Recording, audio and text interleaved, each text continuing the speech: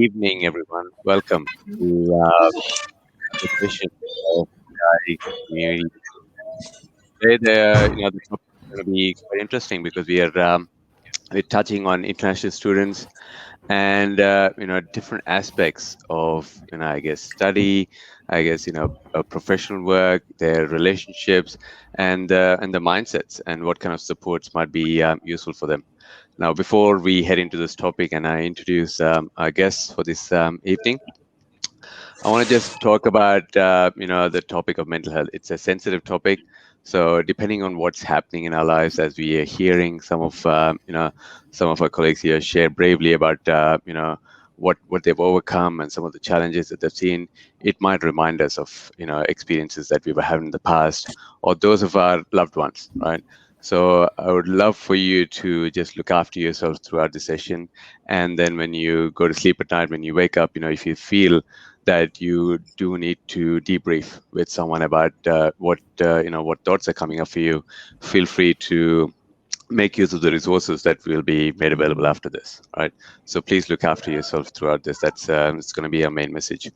And before I continue as well, I just want to acknowledge the traditional owners of the land that we're meeting on here today. Right. The best part about Australia I love is the nature and the wilderness that I have access to. I just want to pay my respects to the elders, past and present, and because of whom we are able to enjoy this. Right. So, as we talk about different, uh, I guess, intersects of life that can happen and sometimes in international students' lives, it's important for you to think about what might be the different avenues that we can access resources. What I'm hoping that you'll walk away from today is something practical and something that's worked for another individual in the past, and something that's quite relevant in the current context that we live in today. So very much taking everything into account. So before I pass on to the rest here, I just want to introduce myself. Vinay, a long time ago, I was an international student about 18 years ago, and I went through my own challenges. And mental health wasn't an area that I chose to work in. It was something that I fell into in the course of my life. So this is something that I've lived through, right? And what do I see as an issue facing international students today? I've spoken to a fair few international students myself, and I think one of the important things to note is that it our minds have to almost flow like water flowing around rocks. Sometimes we have to mold, and we have to change some of our beliefs and values to kind of fit into the current context that we work in. So I think that's where a lot of students find challenges, and that's always been my aim. I'm going to throw it over to Sujit, and then please pass it over to the rest. Okay, hi guys. I'm Sujit. I'm an international student. Just got done with my final semester at the University of Melbourne.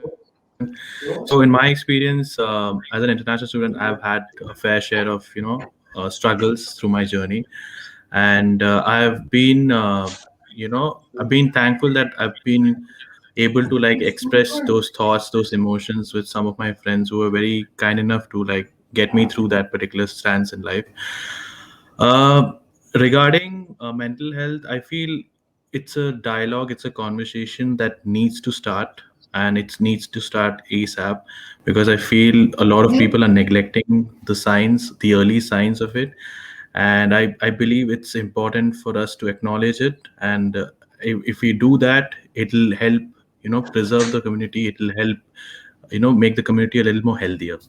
Passing it on to Aishi. Hi everyone, this is Oishi. I'm currently studying Master of Public Health at Monash University. So I arrived in Australia last year, the pandemic year. So the thing was, I was aware about the experiences that international students go through. I had to do my own research before coming. I was aware about the cultural shock, everything. So when I arrived here, I was prepared with what I was expecting would be the usual lows and highs of an international student. But what I did not expect was the pandemic and the whole lockdown and the whole sticking to the same schedule. That threw me off because I'm a person who sticks to a plan. I like a plan. If anything doesn't go according to it, I go haywire. So, however, the thing about mental health is It's something that debilitates during the darker days. So when you have anxiety or when you have depression, it's constant. It's not a emotion that stays in that particular moment. It's going to get worse during your darker days. And I feel 2020, along with me, many of them had faced a similar kind of situation where they did not know what's happening next. How are we going to, because we are coming here to build contacts, we're coming here to build network. And when you're stuck in your house, you're not having connections, you don't know what you're going to do. But I would still say I'm one of those privileged people I have family based in Melbourne, so I do not have to worry about a lot of things most students go through, the financial constraints, the rent and everything.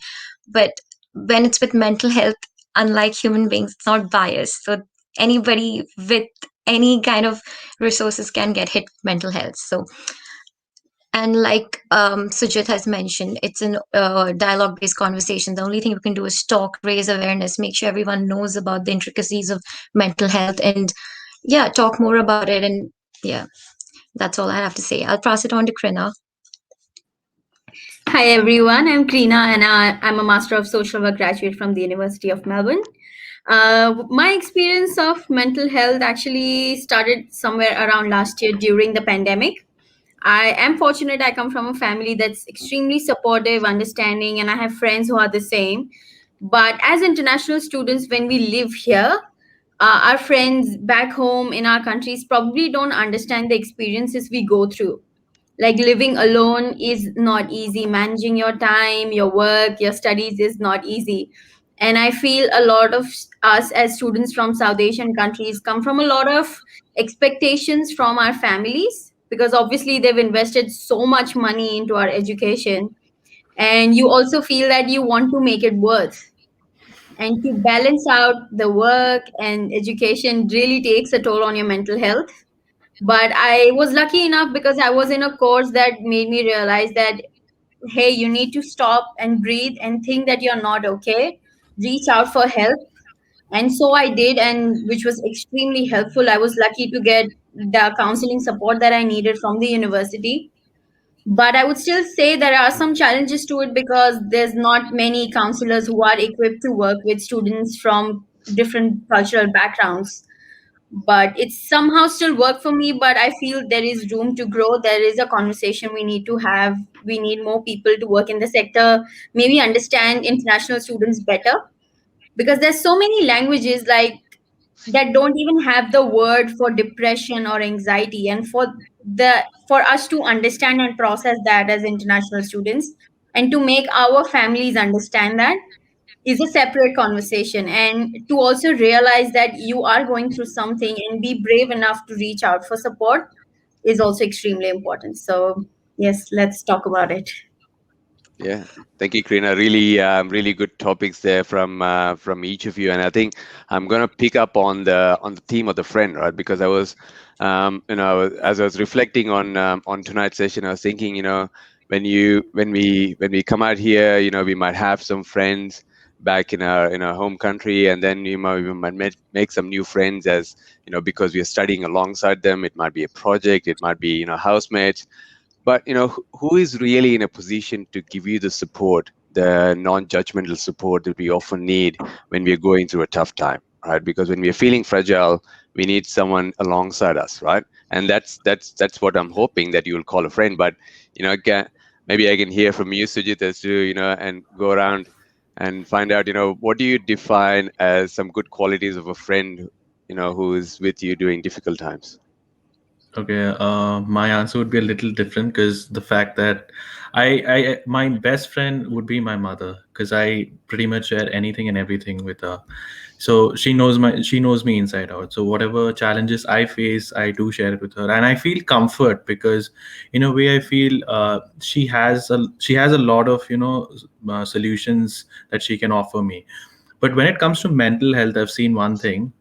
She's not able to give me the apt answer, the kind of solution that I'm looking for. Actually, when I tell her that I'm in a phase, I'm not able to process things, I'm not able to look at things more constructively.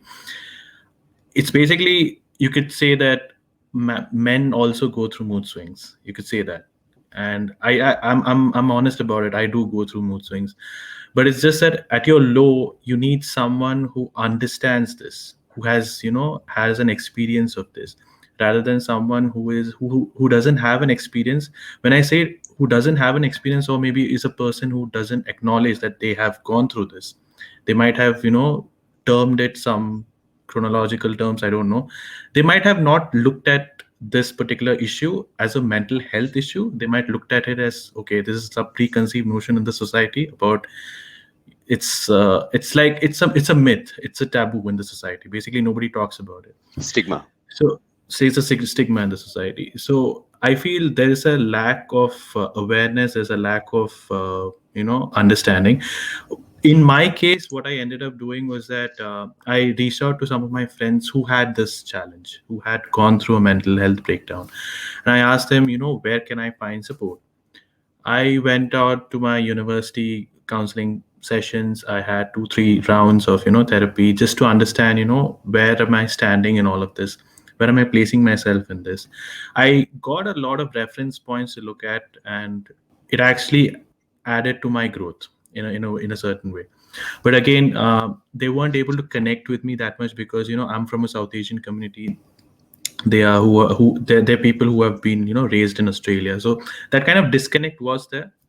But all in good, like, I was still able to kind of like understand what their perspective was, what their suggestions was, and I took those suggestions into account and tried to like work around it. It did help. But again, mental health is not like a one stop solution. You don't get a one stop solution at once. It's a process. You need to like keep going at it. You need to do or collectively incorporate some habits that can help you to overcome all of this. So according to me, this is my experience. I try and educate my mother around this particular issue, and by far I think the last 2 years she has actually taken time out to understand what I'm going through. I'm thankful that in a way that I'm able to like create that awareness, at least in my community, and start a conversation. So that's my experience. So yeah, passing it to Ueshi. So to answer your question on how do you recognize which friend or who you can go to, personally, I would still suggest like going to your family and speaking to your family is the foremost thing you should do, because I come from a family where everyone talks about topics like this. This is not something which is new to me, or I have been spoken to, like my family has come to me and spoken to me about visiting counselors or visiting a psychiatrist. I don't do that. That's another thing. But it is not something where I just realized, like I landed here and I'm like, oh, therapy is a thing. It's something we've been speaking about. But of course, how much of a trust or love I have for my family, it's not very easy to open up uh, to everyone. So the fact that I cannot open up to my family would just mean that I won't be comfortable to open up to my friend as well.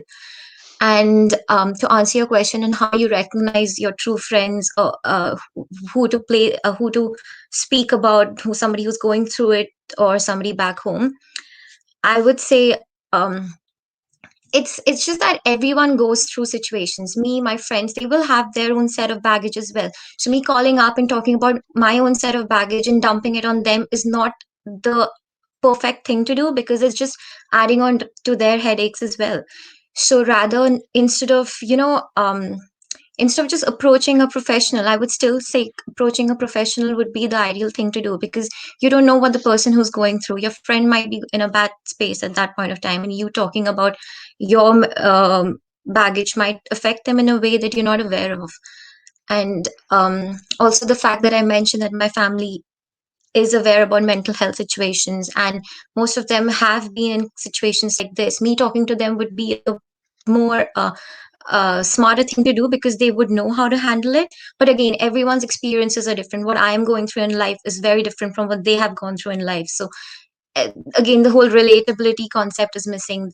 How much have I tried to explain this is the situation, it's not going to be the same, because um, me trying to say, you know what, I am I'm probably facing some issues over here. So they'll be like, back in my days, this was the same. So the whole thing's going to come, and you don't want to be compared, or you don't want to be put in a situation where you're like, am I not good enough? What's wrong with me? So I don't know. It's just certain things where which will kind of make you not want to speak to your family. Or but to answer your question, I still feel going to a professional or rather spending time with your family and telling them would be the ideal thing to do. Yeah. Yeah. I think I have the same answer as Oishi. Reaching out to a professional would be the most ideal, because if you're speaking to a friend, you also first need to ask them if they have the mental capacity to process what you're talking. Like she mentioned that you might be throwing on your problems onto them, whereas they might be going through something. And that was exactly something that I experienced last year, because I'm from India and a lot of my friends were going through like getting laid off jobs and have to go back home, moving from their city to a different location. And working from home has its own challenges when you live with bigger families. So not everyone could just respond to my messages or my calls when I would just try to seek any support. So reaching out to a professional was the best thing. And yes, talking to family also helps, but sometimes you never know what could trigger them. So we also need to be mindful of what we are sharing with someone. So yeah, just Yeah. Thank you, guys. It's really relevant answer and really in-depth answers, and I love hearing from each of you that reaching out to a professional in this day and age is not really something you do when you're in deep in crisis, because by that time you're already struggling to comprehend what's happening around you, and someone telling you and giving you self-improvement tips is not really going to help, right? So it's really important that if you're taking some support from a professional, just like with your with your body. Say you fell down tomorrow and you sprained your ankle, right? You won't get up the next day and start going for a run on it, right? You would probably ice it, you would put it up, you would maybe go and get an X-ray to see if there's a fracture. So just like that, when we experience intense stressors because of academic pressure, because of what might be happening, to our family members back home, where we don't have any kind of certainty on what's happening in the future, when we start to let that accumulate on top of each other, that's when cracks start to appear, right? But if we can think about as issues, and who might be the best person for me to go and speak with, right? It's lovely to hear some of your personal examples of where family can be really helpful too. In some cases, it might be a person who you have shared values with. Now, shared values is someone who's been through, someone has similar challenges to like you've had. So peers who can walk alongside you, right? When I when I'm providing some support to anyone, I'm always thinking, okay, I'm gonna sit in the passenger seat, that person is in the driver's seat, they have a steering wheel in front of them, there's a big windscreen that we're looking through, and I'm giving them my perspective and they're sharing their perspective, and we are moving forward together, right? So when you think of a person who can support you in that journey, think of who that person might be. It might be a friend, a family member. Sometimes I often find throughout my life that sometimes going and talking to a counselor, it can be a good sounding board for me to sort things out. I might take a piece of paper, write some things down. I'm very visual, right? So it's some people are kinesthetic, some people like doing things, some people like hearing things. So I think it's really important for students, especially these days, to think about some of those softer skills, right? How do I learn, and what can I do to educate myself about my mental health and well-being? Now, on that topic, what I want to go around and ask you guys now is, how has your mindset changed, from when you landed here to where it is now? Was there a certain aspect of your personality that had to really, you had was really resistant to change, and you had to really mold and shape and work at it and be disciplined to be in a position where you're finding yourself finishing a course towards progress? I might go the other way around and start with Krina this time. I feel like I'm a very different person now than when I landed. I I knew about the challenges that are here for international students, but I think I didn't really comprehend them. But that's with everything. I think you cannot anticipate everything in life. You have to live that experience. So I would say I thought it won't be as bad. People talk about the struggles of finding a job and balancing life with studies, but it takes a lot more out of you, because if you live alone, you have to not just study and go to work. There's just so much other work that you have to do at home. Like, just going to uni and being in that discipline is so different. And I believe, from countries that we come from, people don't start working at a very early age.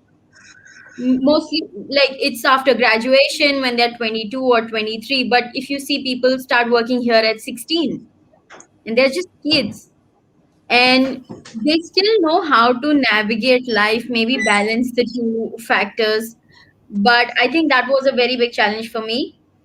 And I was like one of those daddy's princess, like living in my own world. And to challenge that and to overcome that and work so hard that you make a life of your own here was a big change for me. Excellent. Thank you. Oshi? But yeah, individually, I have changed a lot from what I was earlier, but like Trina mentioned, that's everyone's journey. I feel the whole aspect of coming here and we're coming from a very family oriented place back in India. Like, you consult everyone to get one thing done. You have to, if you want permission for to buy anything, you need to consult everyone. But over here, you have to make your own decisions. You have to be responsible for your own choices. And I've come here with student loans. So the fact that that's always on your head, and still, a student loan and still work hard and still study, it was just very different for me. But then you come here and you realize, okay, you know what, everyone does that, why can't you do it?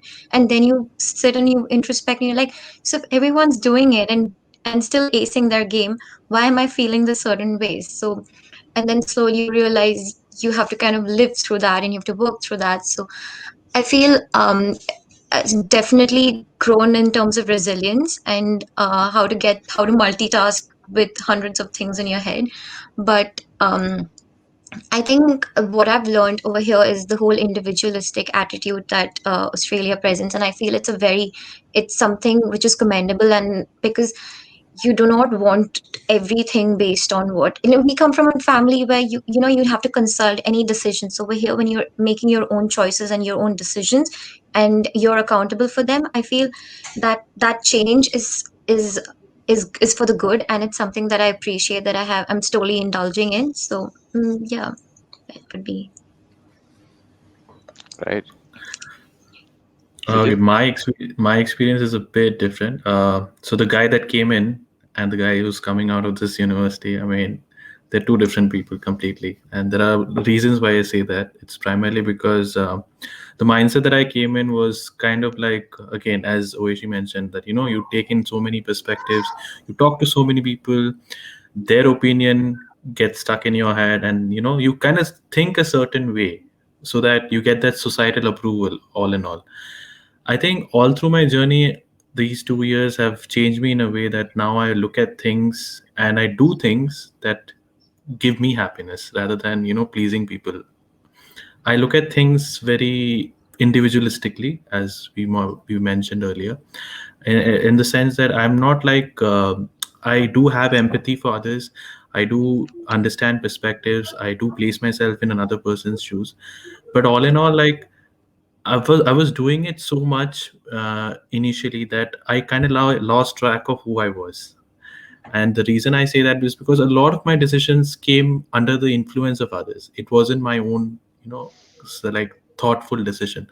So all throughout the years, I've learned gratitude. That's one element that I didn't have across these 2 years. I'm grateful for whatever I've been given. A lot of people don't have even this particular aspect, so I'm really grateful. I just want to make a contribution to this world, in just to make it a happier place to live in. And if that is my objective, then I should look at ways to contribute to other people so that they learn, they educate themselves, and that's how you nourish a entire community. That's what I believe. But all in all, I feel I've tried to, like, reduce the noise. Basically, what I'm trying to say is I've tried to reduce that noise. I don't now listen to other people, because if you keep listening to other people, you're living their lives, you're not living your own life. So I've now been confined in my own life, and I don't want to like let go of this anymore. So yeah, that's my experience. Excellent, excellent. Really, really get to hear that. What I'm really hearing is that, you know, to be able to, push and challenge yourself is, is it's not an easy task, right? It takes time, and having, not necessarily just having an end goal, but also enjoying the journey that you're on, right, is really important. So, to have, having a really curious mindset is something that international students are not gifted with when they get off the plane. It's something that, you have to learn, and, being able to adapt to this individualistic lifestyle that we have here, and trying to find, meaning and connection is a key part and purpose. If you look at the World Health Organization definition, it says one of the aspects of mental health is connection and a sense of community to others, right? So I think, for international students, who are struggling with different kinds of, unresolved issues, uncertainty, fear, procrastinating, it's a really good idea to find a way to kind of, be able to process that in a group. You could go in a hiking group, and you could end up having conversations about, things that are meaningful for you. But it's really important to, find ways to, add meaning to your life. And, when I first came here to Australia, I really struggled with that, because I had all this freedom, and I had all this opportunity, and I also felt a huge sense of responsibility, right? That really kind of, paralyzed me from inside out, and I wasn't sure how to handle it. That was what kind of, got me um, got me stuck in the mud, so to speak. And it took me a while to kind of, get my head around that. I had to get lots of support to support myself, to, get myself back. Now, I just wanted to hear from you as to, what might you think would be, one of the biggest challenge facing in international students. Is it a sense of, what is it to worry about? Is it worry about, parents back home? Is it is it is it uncertainty, that can get in the way of someone's progress, right? Because I know a lot of the time procrastination is a big the big issue, and then often unresolved issues kind of pile up on each other, and then something might happen. Do you see, anywhere that, students need to be thinking about any particular aspect of how they, their habits, or their living conditions, or their lifestyle? What do you think, Krina? I think I'm a little past over the student life stage, but there's one thing that's always constant is the uncertainty. That, oh, first you are worried about the graduating the course, and then you're constantly thinking about I'll find a job, and then it's also about the residency. So Mm, these are all the constant looming factors on international students, mm, and I feel they don't go away. But at this point, what I'm feeling is I'm thinking about the sense of belonging. Like that, do I belong here? Should I mm, be continue to live in this community to mhm, work and support them? Do they want me here, or should I go back? Was it mhm, worth it? The degree, the money that I've put in, the time and effort. mm, Where am I going with this? And mm. that also again comes back to the uncertainty. So yeah, Big that's question. a yeah. Yeah, yeah. And you're getting some support to kind of, you're bouncing that idea off some other people. You're thinking about that with others, brainstorming a little bit. Not yet, I feel, because I'm still in the beginning stages of feeling that way. I still haven't found people who are feeling this way. So Okay. maybe. Is a good way to start thinking about it, right? Because yeah, it Yeah. is, a lot of identity is reliant on where we belong, right? Hmm. Oshi, what do Absolutely. you what do you think kind of gets in the way of, students progressing? What is it the fear Um, of? Yeah, the lack of the fact that we are uncertain about the future, but I feel that's everyone and every student. So I feel failure in any way. So for example, if I'm doing bad in any in a test, or if I did not get the job, the student job I wanted, it's not a big deal. It's not going to affect me in any way. I'm one of those grateful people to be privileged, but just the fact that it did not I did not get what I want, and the fact that I know how much of sacrifices I had to. Sacrifices is again very subjectable. I did not Hmm. like just shed any blood and sweat to come here, but the fact that I have taken a big loan and I have to all that's anyways just to come here, and the things that I'm responsible for. So just the fact that any sort of failure will kind of scares you, and it kind of reminds you of all the things that you have done to come reach this place, and it makes you doubt your own capabilities, because unfortunately we are all obsessed with marks for some reason.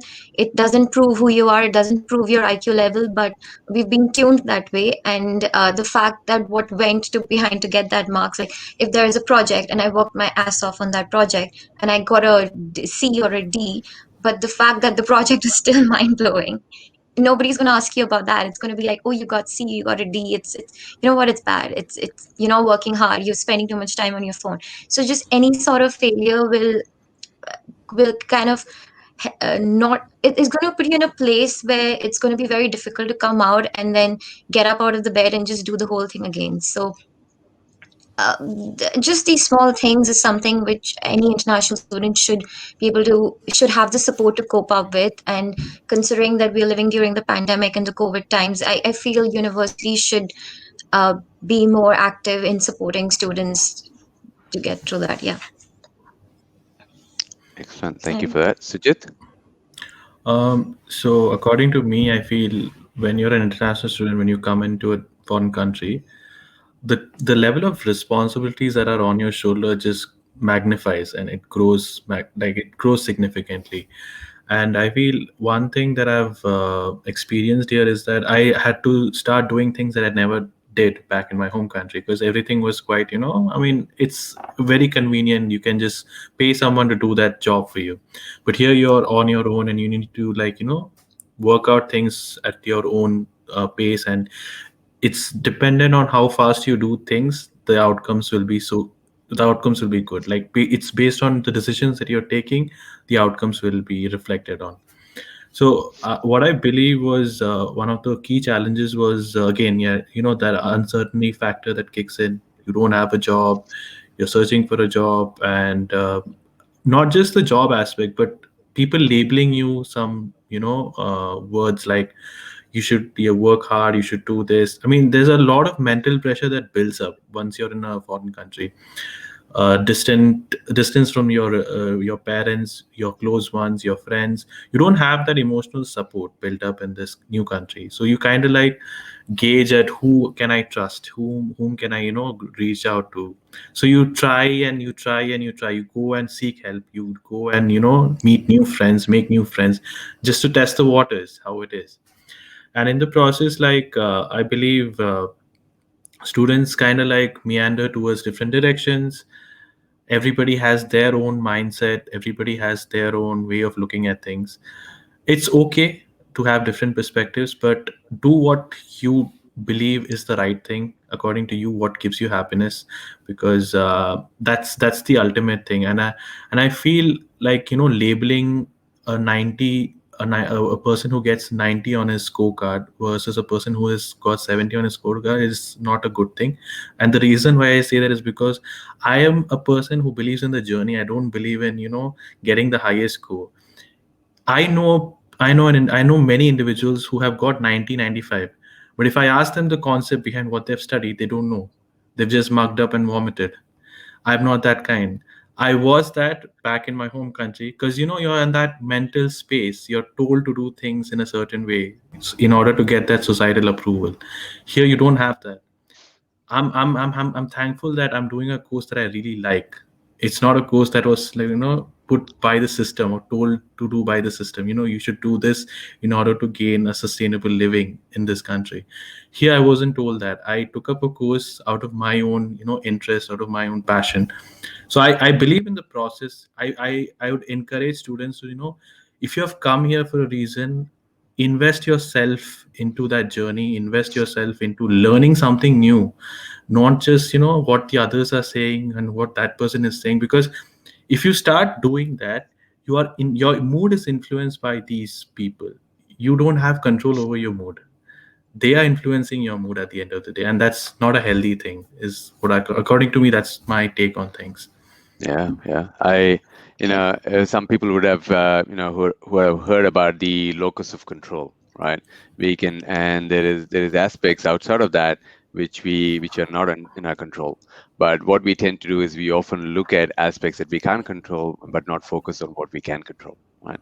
And when we start to worry about, things that are might happen in the future or something that's happened in the past, it either makes us anxious or depressed. I mean, not present in the current moment, right? And you talked about gratefulness practice, which is a good way of being, present in what we're experiencing right now. Now, something else that that came to mind as each of you are being so brave in sharing your vulnerabilities and your struggles is that when when we are caring people, when we realize that care is one of our values and we appreciate that in others, you know we tend to be there for others to support them, right? And sometimes we often also find pleasure in supporting others. There is some aspect of me that's a people pleaser that gets some kind of satisfaction, so it is almost a selfish need. But I wanted to hear from you as to how might you create a boundary so that the person you're supporting might be another student, might be a family member who might be struggling with certain aspects of the life. And sometimes when it comes to people experiencing stressors, instead of looking introspectively, they might blame others for what's going on, right? And you might be in the firing line. So what tips do you have for for supporters of those who might be experiencing some challenges in their life, and how can they have a good boundary and look after themselves as well? Any tips, Krina? um, this hits home because I think it's very difficult to distance yourself from someone you really care about and want to really support them. For me, what's happening for the past few months is that my friends also know that now I'm a social worker, so they just come to me with all of their problems and stresses and just assume that I'm going to give them an answer of something, that hey, Or a this is the solution? problem. Yeah, but that's not how it works. I don't have the answers. I try to speak to them in a very rational way, but it's extremely difficult to be a third person, or yeah, just stand out of that conversation and try to make them look it in a different way. But I try my best. My only thing of self-care is, like, sometimes I try not to respond to them, that hey, I'm sorry, I'm at work, because I know they're going to come with something that's going to disturb me, because of course you care for them and you feel for them, so you're like, oh, but my friend is so sad, something's gone wrong with him or her, that you don't want to carry that with yourself. So the So guilt along with it as well, right? there's a guilt. Yes, there is a Yeah. guilt, but then sometimes you have to distance yourself. You cannot explicitly tell them sometimes that, hey, I'm not in the mental capacity to talk to you about this, but you find other avenues. You don't respond to them, which is, I know I'm setting the wrong example, wrong precedent, and not the best suggestion. But this is what you have to do sometimes. It's all good in books that you tell your friends, be honest with them, but that's not how real life works. Yeah. We need to be authentic and genuine, because without that, we're just pretending to be someone we're not, right? Yeah. And what ends up happening is that if we put on a mask for someone else, saying that we're trying to be smiling at them, but internally we are feeling resentment, anger, Mm. guilt. Oh my God, they're wasting my time. Yeah. What's going to happen is that it's going to start eating you from the inside out, and it's going And to then make it you also, feel. Go yeah, on. and I feel it also breaks the momentum of the friendship, because the minute the person messages you, you're like, oh, what does she want again from me? What's the new problem in her life? So you love that person, but it's only, we are only human. It's going to happen. Yeah, yeah, and that's it's really important to realize that at the end of the day, we're only human, which means that we can only do so much for another person, and we need to understand that we also have limitations. And self-preservation has to take priority, right? Which doesn't mean that we have to be selfish, but we do sometimes have to be willing to say no to to the opportunity to help someone or support someone, because we need to look after ourselves first, Hmm. right? And that might look like sitting in front of a television and just vegging out because that's downtime, right? Yeah. Or it might be going for a walk, listening to your favorite music, or just doing some journaling or painting, or or artwork, or spending time in the garden, because nature is a really good way of getting back into the present moment, because what you're seeing in nature can't be fast forwarded. A bee is right there sucking nectar out of a leaf, and it's happening right there in the moment. It's not something that you can skip through. So good point, Trina. Oshi, what do you think about boundaries when supporting someone, when supporting a person with Um, struggles? I think it's very important, and it's just lately that I have started setting boundaries around me, because everyone reaches their point where after that they're gonna crack, and you'd rather do it alone rather than have people around you and just snap at them. So it's very important. Like, there's been times where, like Trina mentioned, that you just stop texting and or stop responding to messages, and I've been doing that with friends and family. In that whole process, I've lost friends as well. But the whole thing is, I feel I honestly, I feel like people of my generation, there are very couple of handful of them who actually understands when you say I want my me time. But so when I say that to people, and then they're like, some of them will get it, some of them will understand and respect your privacy, but then there will be people like, wait, what, why, what do you mean? Did I do anything? What happened? What's the scene? And you just don't want to respond to it, and in that process the whole friendship gets it gets soiled. So you Diluted. um yeah, so one, it's very necessary that you just still let them know, because you set that boundary. You just say, I'll get back to you. I am not, I'm busy right now. My excuse these days are like, I'm busy, I'm working, because then they'll stop it. but but if you just say, I just want to spend some time with myself right now, they're like, what are you hallucinating? Are you what are you doing? What do you mean me time? What does that mean? It's so strange. But if I say that to one of my family members, they'll actually get it. So I just don't understand. I mean, how does it work? Shouldn't people just Oh, looks like we just lose Oshi. am I Yeah, There back? you yeah, go. Yeah, you're yeah, back. yeah. Yeah. So, how much our, you got to put up a brave face and just have to let them know that, this is where I draw the line, because I'm not an experienced tutor over here. I don't have answers to all the problems in the world. I'm learning as just like you are, and I don't know how to solve this. But yeah, this is very important to say it out loud. Yeah, I'm loving the bold answers, because even the internet connection is struggling to kind of keep up with. It's like, did she really say that? That I think my friends are gonna message me saying, "Wait, what? Do you say you're busy and you're actually?" So that's gonna happen.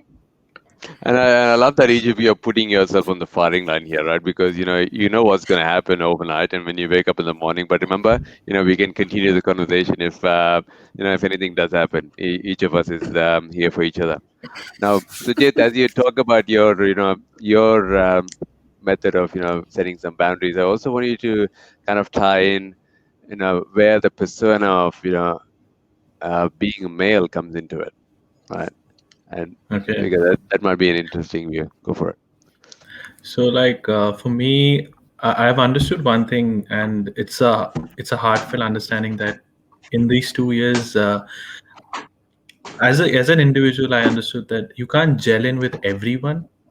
That's one thing I've understood. You can't be a people's pleaser, or you can't be there for everyone. That's one thing I've understood.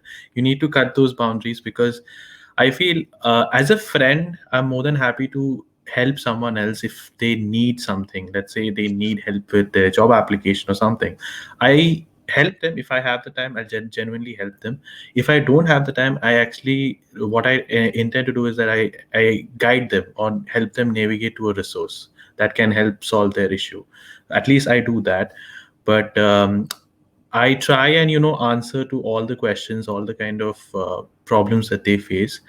Um, I feel sometimes the suggestions that I give are taken or interpreted in different ways, and it so happens that even after you suggest them, even after you guide them, do tell them to do certain things, they end up doing something wrong, which is like a pattern. They've been processing that pattern, because I feel at the end of the day, this is from personal experience. In South Asian countries, we often trust the other individual too much, and we trust him in a way that whatever he says is correct and this will work for me.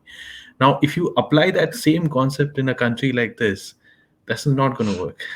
If I say that this is going to happen, then you need to put that effort to make that happen, rather than waiting for things to happen for you. This is not going to wait. So a lot of instances like that happen, and you kind of develop these misunderstandings between individuals, and that's a fair game. Like, I don't know, like, my interpretation of something is quite different from my friend's interpretation. He says that no, I can't crack a big four company or something like that. I said, dude, have you tried? Have you put in all of your effort? Did you like put eggs in all the baskets, or you're just saying that? So I'm just giving an example here. This is just to do with this. The other challenge is that they say that I'm not finding the real partner, or the kind of partner that I'm seeking for. This particular space is not providing me that. I say that don't go out seeking for these things. It happens. You got to trust the process. In the meantime, maybe work on yourself. I feel the more you work on yourself as an individual, things happen to you, people come towards you. It's not like you press this button and this happens. It's not like that kind of a thing. And as a male individual, I feel like there's a lot of potential in the international students that come in. And in fact, I've seen a lot of female entrepreneurs rise up during these COVID times and coming out and showing support. So I feel like both the male and female, and all the genders, I'm saying, they all have potential to do great things. It's just that unlocking those potential requires some sort of self development inside, or self confidence that comes from within, and nobody can create that for you. It's a process that you nurture for your own self. Nobody comes. You might get directions, you might get navigation on where to go and what to look at. That's about it. It's your own journey, and you need to like kind of like develop it. Obviously, if you are stuck somewhere, reach out. There are resources, there are people to help you.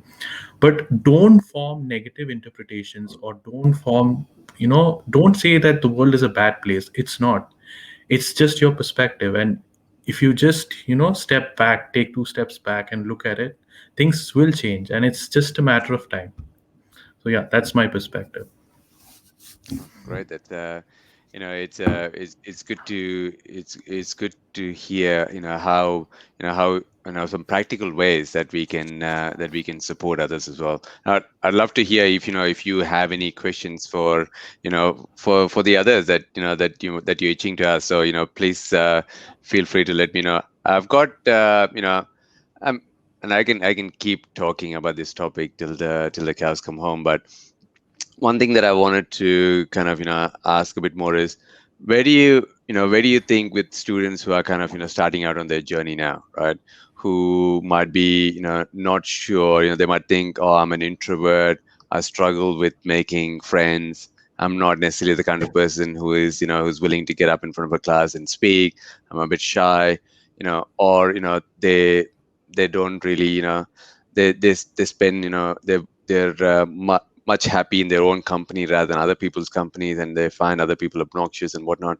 What suggestion do you have for those, so that for those of for those individuals, so that they don't feel lonely and isolated, right? I mean, it's spending time with ourselves is perfectly okay, as long as if we are content with it and it meets a need. But those who who do that without being able to kind of express themselves or not sure how, who's the best person to reach out, what tips do you have for them to take that little small first step, right? Because that's where you can start to build the momentum. Maybe Oshi, I'll start with you this time. Yeah. So I would say from personal experience, it's just to go back and understand why do you want to take that step of traveling all the overseas to come to a different land. For me, it was the course that I'm doing. I was genuinely interested in pursuing Master of Public Health and make an impact in the health sector, and that was my calling. I knew I have to do it because for myself. So I took the big step. Now we're gonna be, of course, there was this whole thing about a different land, trying to get used to the ins and outs of Melbourne City and make friends. But it's about how, if you want to go there, if you want to go to or travel to a different place for the experience to learn something new rather than just be, the city you're already in, you know how that place is going to function. But if you have that mindset to just learn something new, to grasp the culture of this land and learn what you want to learn. And Australia's health sector is actually commendable. To just learn something from one of the best places and from one of the best unis, then go for it. So the tips would be just being prepared for the fact that you're going to remain uncertain for the next 2 years of your life. There's going to be lots of ups and downs. It's going to be nothing new with from what we've all discussed. It's going to be the same hustle and the same hurdles that we're going to face. But you just got to have, you know what? You don't have to be strong about it. We're always told, like, just be strong. Don't cry. Crying is like apparently a sign of weakness. Don't do that. You know what? Wallow yourself in weakness. Cry. Just sit on the bed. Get, take a tub of ice cream, indulge in it, and then, but come out of it. You got to come out of it, face life, get up the next day. It's going to be difficult, but as long as you know you can get up again and get back to your schedule, that's what it's needed. Because otherwise, there's literally no point of coming. So my tip would be just be prepared of the uncertainties, but have the courage to come out of it and do it for what you want to do. Yeah, if you're coming here for the education, make sure you stick by it. If you're coming here for a new experience, then do something to get that experience. This is a city. There's no restrictions. There's tram, and which is public transport is cheap. Just do whatever you have initially thought of before coming here. So that would be my advice. Yeah, thank you, Oshi. What about you, Krina? What's going through your head? Yeah, I think what Oishi mentioned is absolutely correct. You need to know the reason of why you're coming here. And I think the best place for students to start is just going to uni and just connecting with people there. I've known introverts who've actually grown into having so many friends here and a beautiful connection of people, like a huge network. So just because you talk a bit lesser than someone who's an extrovert does not mean that you cannot get out of that shell. There's always a place you need to start, and I feel uni is amazing. I mean, that's the whole reason why you came here. Then why not explore that avenue? And my experience was really good. I was in a uni in a course where I was the only Indian girl in my class, so I didn't have support like some other courses like I've heard so that there's so many Indian students in accounting and IT that it's easier to make friends, but I had no brown face to look at, and I had to step up. I had no other choice. If I wanted to live in this country, do the course, you just have to do what you have to do. But yeah, Did you uni did you is get big. them? Did you give them some of your curry? I Did no you I did you I convert all your couldn't, students friends unfortunately. into curry mates? No, the semester that I got some good friends, we went into lockdown, so I had to do almost a year online, which was a challenge again. But just you have to be active during your classes, breakout rooms. I think that's a standard procedure of most courses here. Yeah, yeah, That's all you have. yeah. We've got about 5 more minutes, guys, before we finish up. I just wanted to, hand over the mic to you and see, if you wanted to ask any questions of the others here, or say something that that viewers would like to hear. Anyone? I mean, as tips, Vinay, or just like Yeah, general. or generally whatever you're thinking about, is there something that you're thinking about your life as you're finishing, as you're stopping becoming an international student, and then now you're moving into transitioning into being you know, a visa holder. Now, Yeah. how are you preparing yourself for what's going to come up next for you? Okay, so my first tip for international students who are coming in would be mostly to do with, brace yourselves in terms of just, experience the journey. Like, try to like indulge yourself as much as possible in the journey and make the most out of it. Don't listen to everyone. Listen to your own thought, your own processes that run in your head. And for me, it's going to be a challenge since I've just graduated. It's going to be a new ball game for me because I'll be heading towards the workplace, new people, new conversations, new way of thinking. Like, it'll be a different tangent towards just studying something and preparing New for exams routines, and new routine, completely new stuff. So it's a challenge. And in life, I feel the more challenges you surpass, the more stronger you become. I feel the best advice I can give is that the more you resist it, the more you become a closed shell. The more you accept it, you break that shell, you come out of it. That's about it. That's my advice to everyone right? listening. Right. And Oshi, any final words? I would say nothing much. It's just that mental health it's a very difficult topic, and it's very difficult to come out of it if anyone is suffering from it. Just lots of strength to everyone and anyone who has to face certain situations like this, and irrespective of the fact if you're an international student or if you're just anyone, it's just lots of strength. You're doing well in life, and yeah, we'll come through. Yeah. And remember, whoever's listening, you can reach out to any one of us, right? And we're happy to have a further chat, or have a cup of coffee or tea or chai, and sit down and talk, at any length to help you find any kind of support that might be relevant in your situation, and also talk about some of the other things we talked about. Krina, what are your thoughts after participating, after coming in here? All three of you came in with no real agenda, and you've really given people something to think about, and I love the honesty that's coming through. What are you working towards in the next 2 years and overcoming some challenges? So first of all, thank you so much. I really enjoyed speaking to everyone. I had no idea the conversations we were gonna have, and not I didn't expect them to be so much fun and so educational as well. Like, I learned so much about you guys. So thank you for that.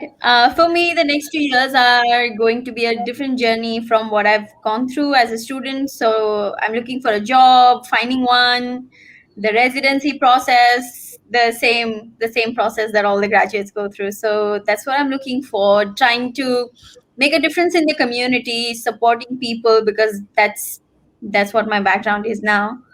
So just looking for that, helping people, taking care of my own self, hopefully going back to India, see my family, and just be hopeful that things will fall in place. I know we tend to get impatient that, oh, why is it not happening for me? But I think it's gonna come at a very unexpected time, and just keep faith and keep working Yeah, hard. yeah. And is there, as you finally finish, we've got about a minute. I just want to go around and see if there's a favorite app or a tool that you use that kind of helps you stay on track. Sujit? Okay, I listen to a lot of podcasts, so my go-to app is the Spotify podcast because I listen to pretty much anything and everything that comes up. Mostly, self-coach related stuff that helps me get into that zone. I used to listen to a lot of Michael Jordan podcasts by the Kobe Bryant. So all of this kind of like gives me a kind of a so it gives me that confidence to look forward to something. So my go-to is a podcast. Where's you? Thank you. So my aunt, she stays in the US. She keeps sending me TED Talks, the YouTube videos, and Spotify podcasts, like Sujit mentioned. So listening to those are really good. And yeah, I go through Spotify podcasts as well. And yeah, that would be my app. Thanks. Karina? I'm a binge watcher. I'm not so good, I think, like the other two, but I'm more into watching something that's fun. I'm Friends? a more Brooklyn Nine-Nine, Friends, Office kind of Yeah, person. yeah, So yeah. yeah, that's what I am. Friends is therapeutic for some reason. For sure, for sure. Yeah. I've We just have started to watching choose. We have to Big Bang ask you Theory. as well. What's that?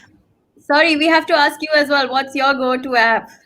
I'm trying to use Insight Timer at the moment, which has got a good collection of meditators doing different types of meditation across Mhm. the world. Some people speaking, some people, mixing yoga with it. I like experimenting because I like to have a variety of options, right? I'm the kind of guy who loves a buffet. If you think Hmm. about meals, so because I like to have variety. Not that I'm a glutton, but it turns me into a glutton. But yeah, that's something that I enjoy. I think we're done well. Thank you everyone for participating. I Yay. really I really had a really good time, and thank you for sharing everything that you shared. It's really I don't think I could have been able to do this when I was 24. So I'm really proud of where the next generation of international students is coming at. So fantastic stuff. Thank